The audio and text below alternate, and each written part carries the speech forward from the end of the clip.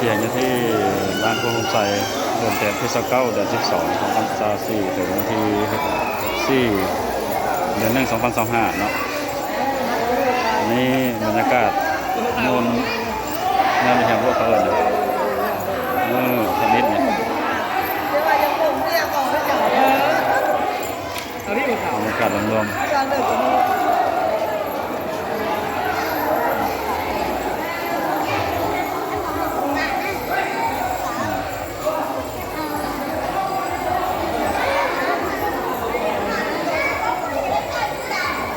สามมีแต่พวกงามเด้อพี่น้อง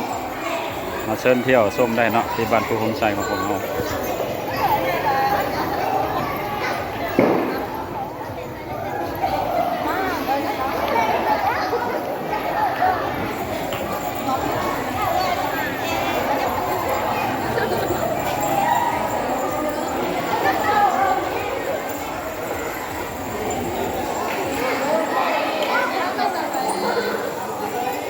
ขอถ่ายในเด้อขอถ่ายในเด้ออนุญาตเด้อเด้อขอถ่ายเลยเอิญโยนอีกอย่างเนี่ยโยนบักบานบ้านโยนอีกอย่างเนี่ยบอก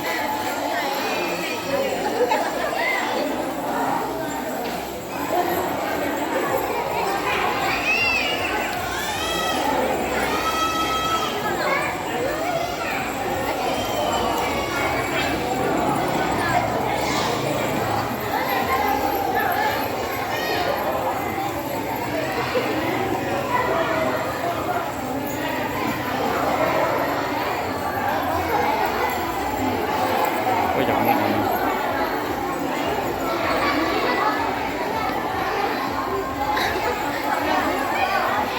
นี่คือบรรยากาศโดยรวม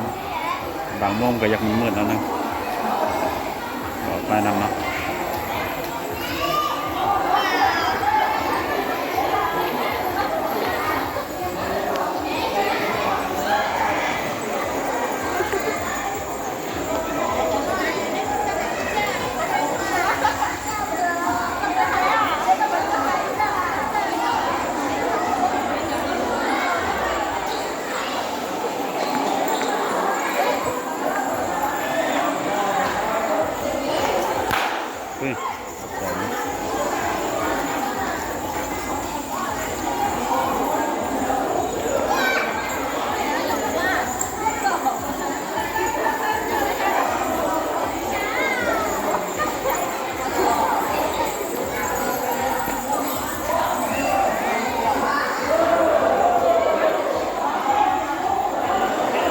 หน้าหักหลายเด้อขอบใจเด้อให้ถ่ายรูปเด้อ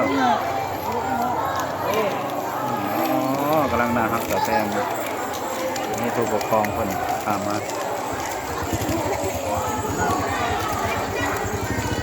โอเคโอ้ลูกในบ้านน้ำตอนในห้องในบ้านโปร่งใสสนองเสือแตงเนาะโอเคเด้อขอบใจเด้อที่ให้ถ่ายรูปในวิดีโอเด้อ